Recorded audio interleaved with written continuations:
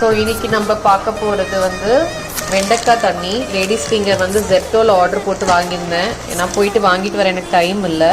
So அதனால இந்த ladies finger water எப்படி போடுறது அப்படின்றத நான் இன்றைக்கி காமிக்க போகிறேன். ஒரு 5 வெண்டைக்காய் வாஷ் பண்ணி எடுத்துக்கோங்க. ஸோ இந்த மாதிரி கட் பண்ணி எடுத்துக்கோங்க. ஸோ நான் ஆல்ரெடி போட்டிருந்த நிறைய கஷாய தண்ணி போட்டு வச்சுருந்தேன் இல்லைங்களா, அதுலேருந்து 1 டம்ளர்